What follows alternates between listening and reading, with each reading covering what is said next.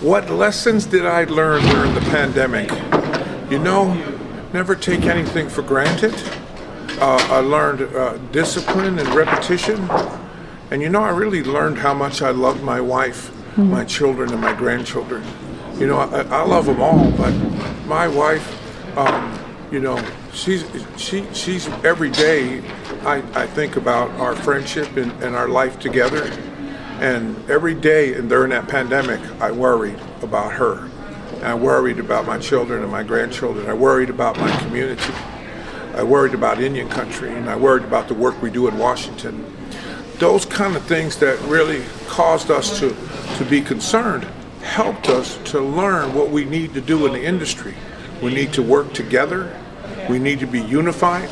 We need to be patient and loving to one another. We need to try to do our best to understand each other, even if we don't agree, even if we have differing viewpoints.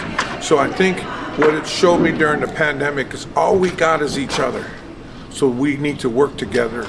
And so to me, what got us through the pandemic, especially in Washington and in state capitals and where we work, it was unity and patience and understanding, working together. That's one of the most important things that I learned in the pandemic, other than the fact that you know how much I love my wife. My name is Ernest L. Stevens Jr. I am the chairman and chief spokesperson of the Indian gaming industry. I work in Washington, D.C. with the Indian Gaming Association. So Ernie Stevens Jr., chairman, National Indian Gaming Association, recently changed our name to the Indian Gaming Association, and I work in Washington, D.C. What were my biggest challenges during the pandemic? You know, it's really the unknown aspect of it. That was the biggest challenge, watching the streets clear. And I'm a warrior, so my mother says the warriors wear their earrings and they clean themselves and they take care of their house and do their chores and you know all these day-to-day routines. I mean, it would seem like 11 months I didn't put my earrings in. You know, that's a crazy thing, but I wear my earrings every day. You know, just about. So that's a small one. The main one for me, probably the biggest challenge for me was going to my daughter's and son-in-law's house and only being able to look in the window at my grandchildren and wave at them and just kind of wonder what they were thinking. And I think that's why people really need to understand and appreciate why the vaccine is so important, why the mask and social distance, those things are so important, and that we don't run for the daylight, we work our way towards it and create a new normal, a safe, a careful new normal. How can Native American casinos best support their community? Okay, well, that question is pretty easy because that's what we do. A lot of people think that we don't pay taxes. Well, the Indian gaming industry is 100% taxed by the services that we provide to our community, to our members.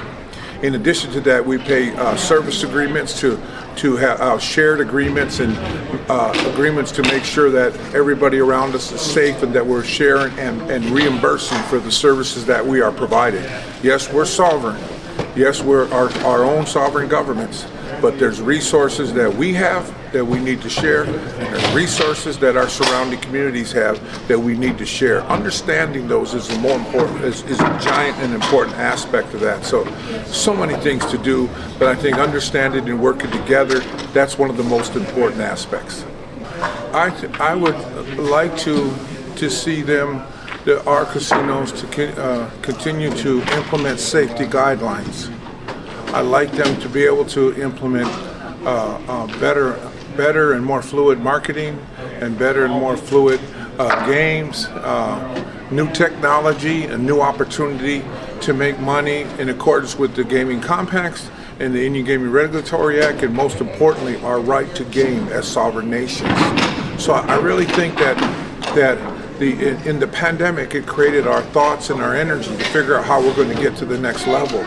But the most important part of that we need to appreciate is that we have to learn to continue to move our industry forward. And that's kind of my long-winded answer. However, parallel to that, we need to make it a stronger priority to engage in business with and beyond gaming. Create business with and beyond gaming. That's got to be a key. Well, one of the most exciting things we're here at the Indian Gaming Association trade show. Well, I'll tell you what, we heard it all here tonight. One of our elders being recognized. These amazing songs by our bird singers who are tradition to this time immemorial. They've been singing those beautiful songs right here on this land. So we acknowledge that their presence and the beauty of what they bring to their land, and honoring and recognizing and welcoming us. It's those songs that have been there for time immemorial. We share our songs, the smoke dance, and our young dancers were dancing hard tonight. Those are all my grandchildren.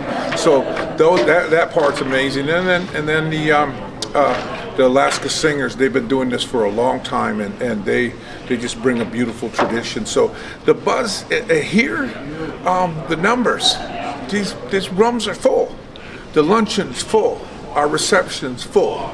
That's the buzz. The buzz that we're right back at it. We're getting back on our feet. And throughout the industry, throughout the last couple of years, we expect it to be down 50%. That number's a lot less than we anticipated. Our numbers are doing well, and we're recovering well, and we're doing that with cleaning our machines, safety, utilizing the kind of safety procedures that have kept us safe and kept us moving forward. So the recovery of our industry is reflective here.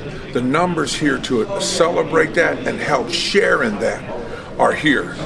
Tomorrow we're going to cut that ribbon at the trade show. It's going to be a giant response, and we're going to be all over that show selling machines, sharing information, sharing technology, talking about regulation, talking about marketing. So we're back, and we're safe, and we're strong, and we follow the lead of the elected leaders from throughout Indian country and the member tribes of the Indian Gaming Association based in Washington, D.C. If there was one message I want the world to know, and it was on a billboard. I don't know if there's a big enough billboard to tell folks that Indian Gaming was the 11th highest employer prior to the pandemic. To let them know that our numbers of employees within Indian Gaming and indirect employment as a result of business deriving off of gaming was the employers were about 700,000 Indian and non-Indian employees. So that I don't know if there's any other room on the billboard, but we're right up there with the American Gaming Association with our numbers and the things that we're doing in our industry. So our sovereign tribal governments, but the overall numbers reflect Indian and non-Indian, and the benefits not stopping at the reservation boundaries. We're having a giant impact in the United States of America on behalf of Indian Gaming. We're very proud about that. We're proud that we can work together, and we're proud that not only are we moving Indian country forward, we're moving America forward. I have daughters who are environmentalists, and they went to college to learn how to protect Mother Earth. So my family is natural to environmental Earth Day messages because they've been taught that for generations. Now my daughters use their energy from their heart, from their teachings from generations of elders, and their education to help protect Mother Earth. That's an important priority in my family. And like I said, my wife is using no straw if she can help it. If she uses one, it's a cardboard. She's having to teach me. I'm gonna learn a little bit slower than she is. But the environment, the Mother Earth, that's our priority in our life. It's always been a priority for Indian country, and I think it's time that the world listens to our teachings from our elders that have been handed down for generations. We're here. We're loud and we're proud, and we're strong and we're united. That's what we're here to do. This show is really looking good. We're really feeling strong, and we're really feeling reflective of that energy. And when we get done here, we're going to hit the ground running. We're going to continue to build back our industry. And we feel really confident based on what's happening here, based on our numbers, based on our recovery, based on the numbers going down as far as some of the concerns related to the pandemic. We're back. We're loud and proud, and we're powerful and strong because we work together, we understand each other, and we share our resources, and we're united.